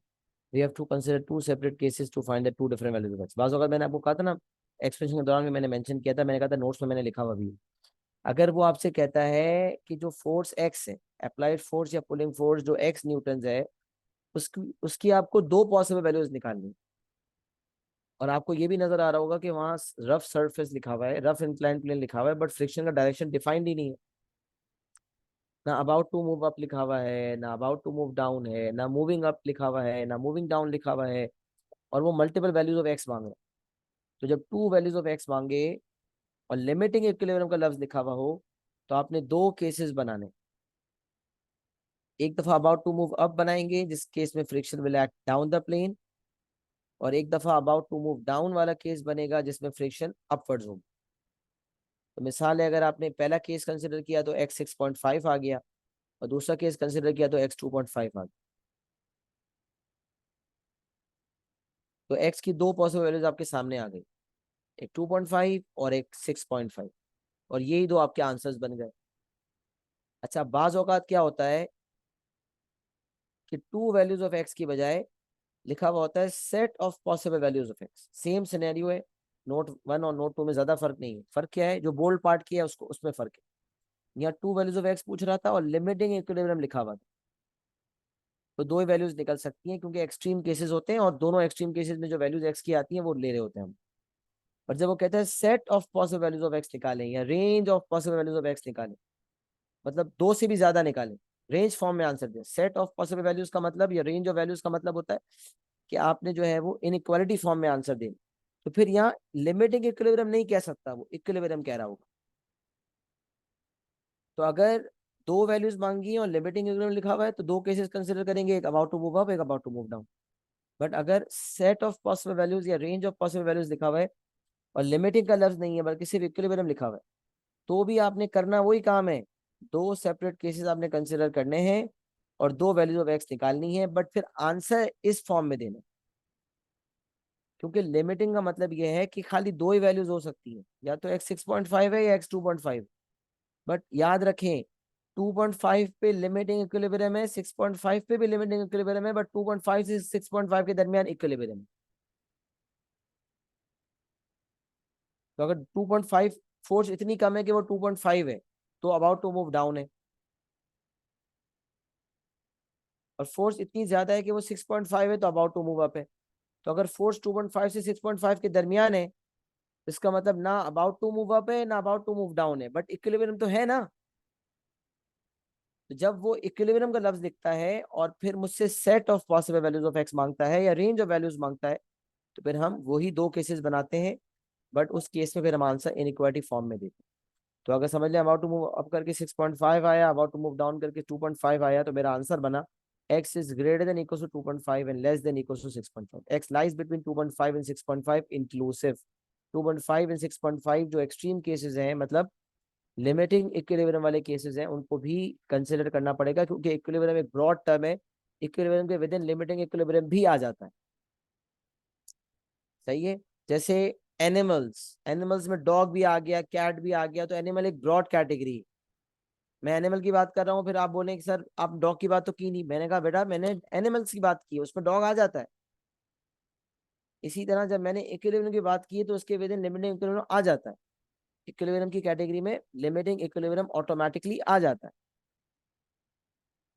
तो x is greater than equal to 2.5 and less than equal to 6.5, इस form में हम answer देंगे। सही है। तो अगर दो वैल्यूज मांगी हैं और लिमिटिंग इक्विलिब्रियम लिखा हुआ है तो दो ही आंसर आएंगे। बट अगर रेंज ऑफ वैल्यूज या सेट ऑफ वैल्यूज मांगी हैं और इक्विलिब्रियम लिखा हुआ है तो इनइक्वालिटी फॉर्म में आंसर आएगा। बट केसेस वही दो बनेंगे ताकि दो वैल्यूज निकल जाए, फिर आंसर दोनों दोनों वैल्यूज के दरमियान में इनइक्वालिटी फॉर्म में आंसर देंगे। ये नोट फॉर्म में लिखा हुआ है कि आगे कहीं से नंबर 1 फोर्सेस वाला जो टॉपिक था उसमें भी ऐसे सवाल मौजूद है। मैंने करवाया भी था एक सवाल जहाँ तक मुझे याद है। तो बहरहाल वहाँ नोट्स फॉर्म में नहीं लिखा था, तो मैंने यहाँ नोट्स फॉर्म में इसको इनकॉर्पोरेट किया हुआ। सही है। तो अल्टीमेटली जब आप कैम्ब्रिज के एग्जाम से पहले नोट्स रिवाइज करते हैं तो सारी बातें आप रिफ्रेश करके ही जा रहे होंगे इंशाल्लाह। ये हमारे अल्हम्दुलिल्लाह केसेस, तीनों केसेस भी मुकम्मल हो गए इंक्लाइन प्लेन के, और नोट भी मुकम्मल हो गया। यहाँ तक एक्नॉलेजमेंट दें, is it clear to everyone? यहाँ तक बात समझ आ गई है? ये लास्ट जो पेज है ये अच्छी तरह समझ आ गया है? आज बुक इंशाल्लाह LMS पे पूरी तरह से अपलोड हो जाएगी, तो फिर इंशाल्लाह आप लोग बुक से प्रिंट कर भी करवा लीजिएगा और वहाँ से सवाल भी करेंगे इंशाल्लाह। अभी कुछ सवाल मैं अपनी सुपरविजन में करवा भी देता हूँ।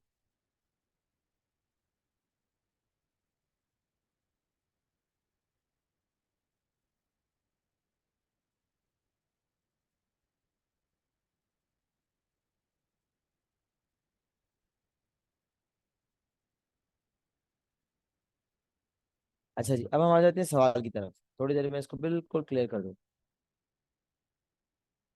अब देखिए इंक्लाइन प्लेन का सवाल है एंड दिस इज 6 + 2 8 मार्क्स। दो तीन सवाल भी कर लेते हैं ताकि कॉन्सेप्ट अप्लाई हो जाए। A particle P of mass 0.6 kg moves upwards along a line of greatest slope of a plane inclined at 18 degree to the horizon. The deceleration of P is 4 meter per second square. Find the frictional and normal component of the contact force exerted on P by the plane. Hence, find the coefficient of friction between P and the plane. Correct to two significant figures. अब देखें coefficient of friction 2SF में मांगा है, तो मैंने आपको वैसे ही बताया वर्किंग आप दो सिग्निफिकेंट ज्यादा पे करते हैं तो 4SF में करेंगे इस रूल के मुताबिक। बट ज्यादा बेहतर जो मैंने आपको बताया कि यूजुअली हम 3SF में आंसर दे रहे होते हैं, तो वर्किंग 5SF में करते हैं। तो आप 5SF में वर्किंग करने की आदत है आपको है, तो उसी में आप करेंगे इंशाल्लाह। ज्यादा एक्यूरेसी वैसे ही मसला नहीं। तो particle of mass 0.6 kg moves upwards along a line of greatest slope. देखिए मैंने कहा था ना इंक्लाइन प्लेन में लिखा होता है moves along a line of greatest slope of a plane inclined at 18 degree to the horizon. Line of greatest slope of a plane inclined at 18 degree to the horizon. इसका मतलब particle moves on an inclined plane. आसान भाषा में, इसको बहुत शौक है घुमाने का, आसान भाषा में the particle moves on an inclined plane which is inclined at 18 degree to the horizon and the deceleration is 4 metre per second square. अब सवाल ये पैदा होता है कि अगर इंक्लाइंड प्लेन पे पार्टिकल ऊपर जा रहा है तो फॉरवर्ड फोर्स क्या होगी उसकी? ड्राइविंग फोर्स या पुलिंग फोर्स? कौन सी फोर्स आगे की फोर्स क्या होगी, कोई बताएगा? What will be the forward force? Driving force या पुलिंग फोर्स क्या होगी?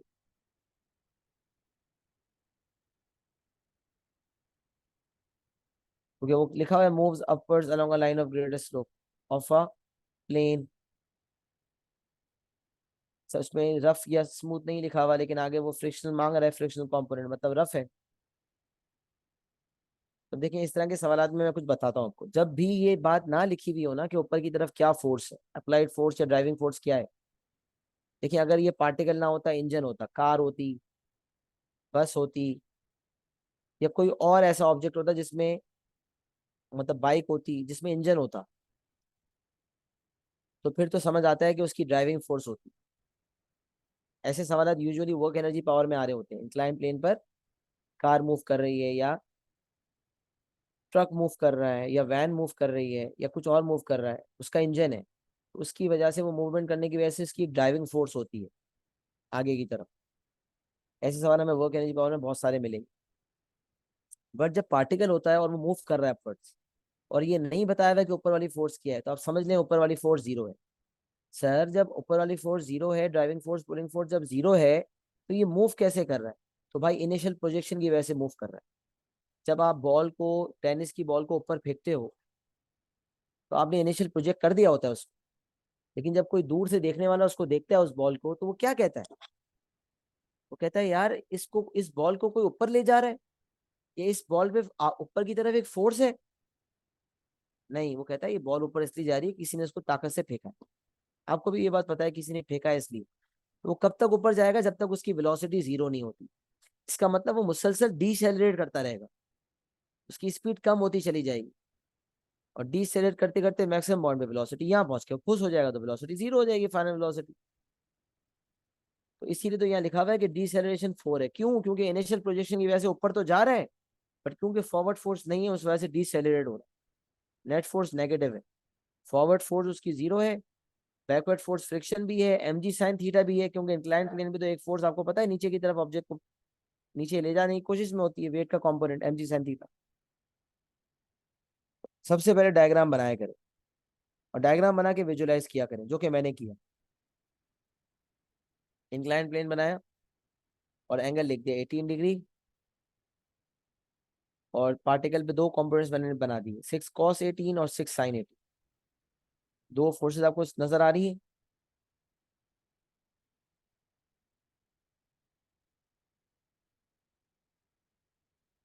6 cos 18 है और 6 sin 18 है, दो फोर्सेस नजर आ रही है। ये आपके वेट के कंपोनेंट्स होते हैं, उसके अलावा आर होता है। मैंने कहा था ना, ये तीन चीजें तो बाय डिफॉल्ट होती ही होती हैं। उसके अलावा जो अप्लाइड फोर्स है या पुलिंग फोर्स है, उसके कंपोनेंट्स होते हैं, या वो खुद होती है जो जिसका एक ही कंपोनेंट होता है, और इसके अलावा फ्रिक्शन होती है। अब क्योंकि यहाँ मैंने आपको बताया कि ड्राइविंग फोर्स जीरो है, पुलिंग फोर्स जीरो है, आगे की तरफ कोई फोर्स नहीं है, मैंने जीरो लिखा हुआ है कि आगे की तरफ कोई फोर्स नहीं, लेकिन ऑब्जेक्ट क्योंकि ऊपर जा रहा है तो फ्रिक्शन यकीनन पीछे की तरफ होगी। अब पीछे की तरफ ओपोज करने वाली ना सिर्फ फ्रिक्शन है, बल्कि mg साइन थीटा भी ओपोज कर रहा है। जब मास जो है वो 0.6 kg था, आपको बताया था ना mg होता है, तो 0.6 को 10 से मल्टीप्लाई करें तो it become 6। mg cos 18, mg cos theta and mg sign theta. ये 6 cos 18 हो गया, 6 sin 18 हो गया, ये r है, पीछे की तरफ फ्रिक्शन है। अच्छा, अब r is equals to 6 cos 18, ये बात तो हम अच्छी तरह जानते हैं। Perpendicular to the incline plane r equal 6 cos 18, और कोई तीसरी चीज नहीं है, दो ही चीजें r और 6 cos 18, दे आर इक्वल। तो उसने कहा था फ्रिक्स नॉर्मल कंपोनेंट बताओ, नॉर्मल कंपोनेंट आ गया r इक्वल 6 cos 18 करें। अच्छा, फ्रिक्शन कंपोनेंट निकालना है, तो आपने कहा 0 minus F minus 6 sin 18 equals to M. मैंने कहा था the direction in which the object is moving is considered to be the positive direction. जिस डायरेक्शन में ऑब्जेक्ट मूव करता है वो पॉजिटिव डायरेक्शन माना जाता है। तो ऑब्जेक्ट जो है वो ऊपर की तरफ अब द इंक्लाइन प्लेन जा रहा है, लिहाजा ऊपर वाला डायरेक्शन पॉजिटिव है और जो पीछे वाला डायरेक्शन है वो नेगेटिव है। लिहाजा मैंने ऊपर ऊपर वाली फोर्स जीरो ली है, और बैकवर्ड फोर्सेज जो रेजिस्ट कर रही हैं, जो स्लो डाउन कर रही हैं इसको, वो एफ और 6 sin 18 है, लिहाजा वो माइनस में है क्योंकि वो ऑपोजिट डायरेक्शन में। Always remember the direction in which the object is moving is considered to be the positive direction, और जो ऑपोजिट डायरेक्शन है उसे नेगेटिव डायरेक्शन कहा जाएगा। तो इसलिए 0 minus F minus 6 sin 18 equals M A, और यहाँ से आपके पास आर की वैल्यू निकल आएगी, आप कैलकुलेट कर लें।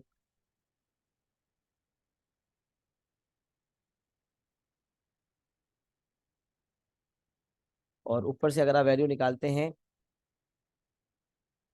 तो ये माइनस एफ वहाँ चला जाएगा, और 0.6 इंटू -4 वहाँ आके प्लस हो जाएगा, -6 sin 18 प्लस 0.6 टाइम्स, मतलब हाँ, वहाँ जाके प्लस हो जाएगा ये 0.6 टाइम्स -4। तो ये आपका बन गया एफ इज इक्वल्स टू 5, ऐसे में लिख रहा हूँ मैं, एफ इज इक्वल्स टू 0.543 5898 बन रहा था ना, तो अगर मैं इसको 5 SF में करने जाता हूँ तो ये 590 हो जाएगा। 54590 हो जाएगा ये। सही है। और अगर इसको 3SF में भी देना है मुझे, क्योंकि ये फाइनल आंसर भी है मेरा, तो मैं कहूँगा 0.546 न्यूटन। ये मेरा फ्रिक्शन हो गया। 5 SF में मैंने इसलिए लिखा था कि अगर आगे इसको यूटिलाइज करना है, तो क्योंकि आंसर देना है और एक्यूरेसी स्पेसिफाइड नहीं है, तो 3SF में जनरली देते हैं। R = 6 cos 18 के मुताबिक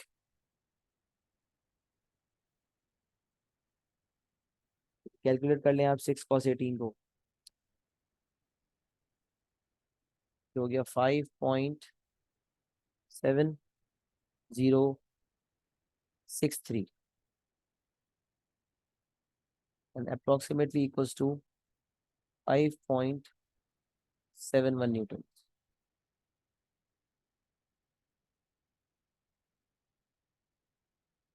सही है, तो ये आपका जो है ये आंसर आ गया।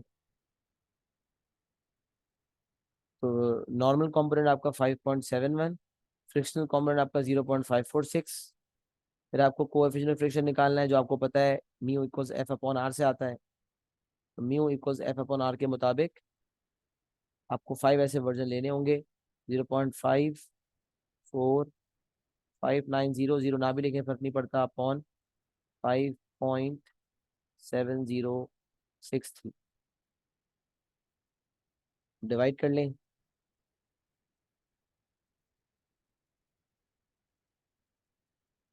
तो आपके पास आंसर आ जाएगा म्यू का।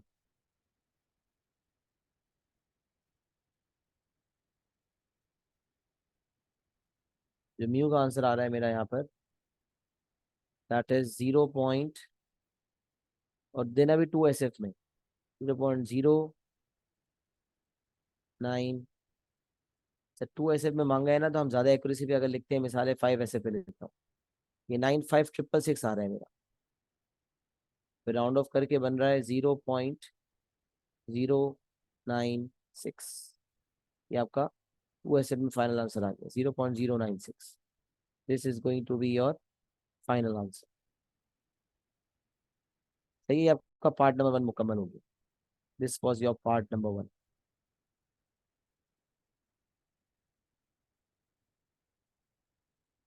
सही है, पार्ट नंबर 1 में वो कह रहा था frictional normal component of the contact force आपने बताने, of the force exerted on P by the plane. Frictional normal components of the force exerted on P by the plane, मतलब basically contact force. Hence find the coefficient friction between P and the plane carried 2SF। ये भी हो गया। तो देखें 6 marks थे। अब आप देखें तो वर्किंग तो कोई इतनी ज्यादा नहीं है। आपने डायग्राम विजुअलाइज किया, net force equals M A लगाया तो सेफ आ गया, आर इक्वल 6 cos 18 से आर आ गया, डिवाइड करके म्यू आ गया। वर्किंग कितनी छोटी। तो मैकेनिक्स में ऐसा बहुत होता है कि वर्किंग छोटी होती है, लेकिन कॉन्सेप्चुअली अगर आपको चीजें आती हैं तो आपके मार्क्स बहुत जल्दी मिलते हैं। लिहाजा this is a good part कि अगर आपके कॉन्सेप्ट्स क्लियर हो जाएं, आप अप्लाई कर पाएं, तो you will get marks very quickly.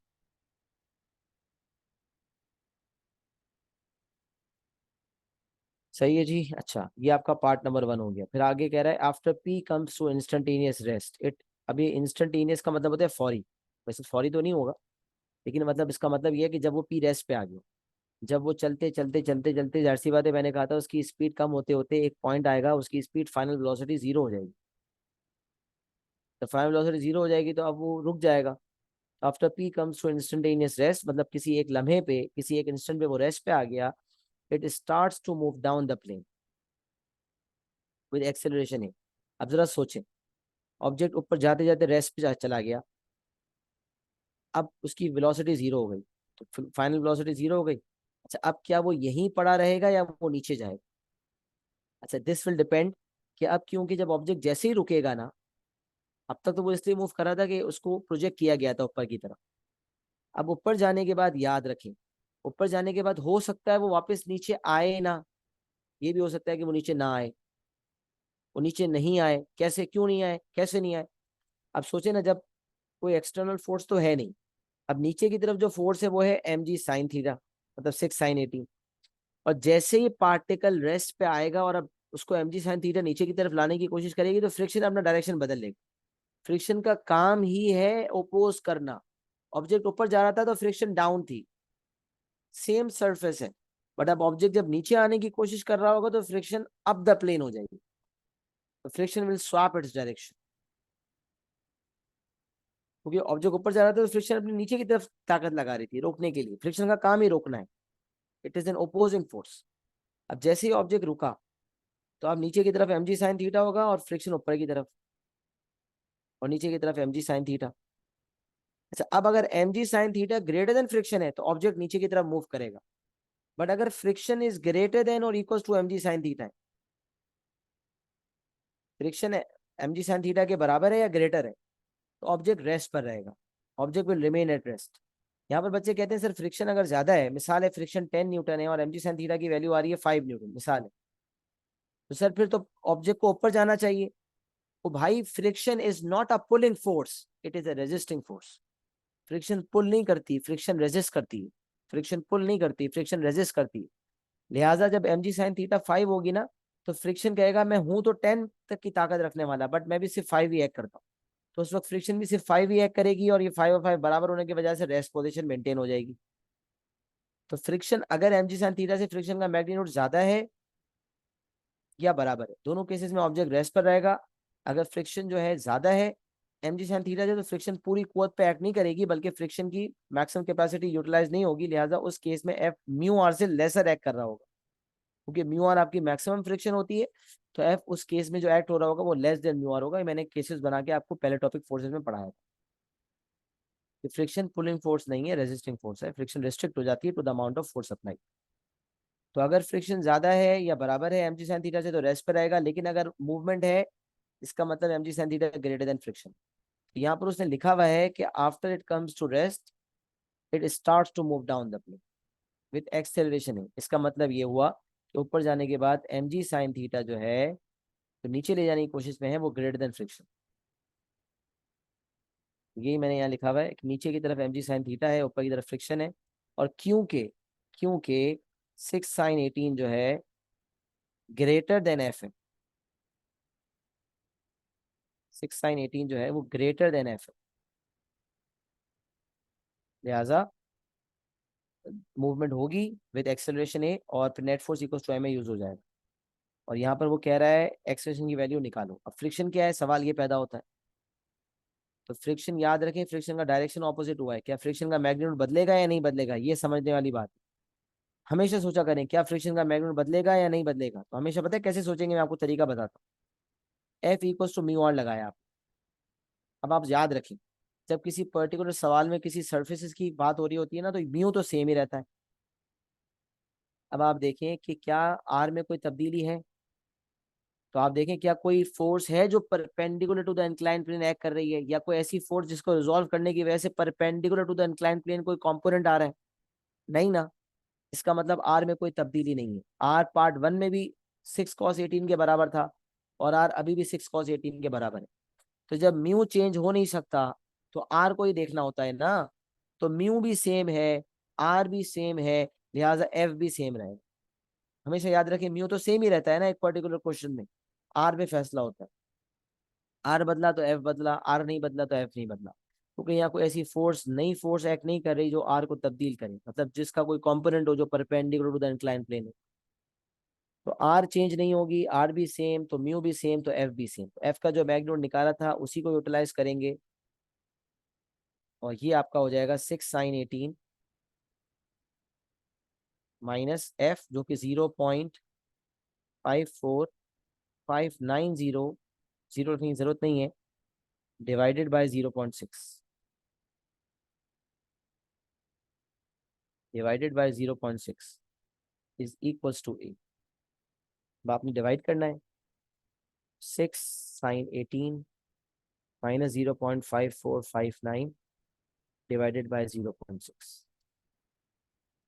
यहाँ से आपके पास जो ए की वैल्यू आ रही है दैट इज 2.1803। राउंड ऑफ करके बन गया 2.18 मीटर पर सेकंड स्क्वायर। सही है जी, ये आ गया आपका आंसर 5।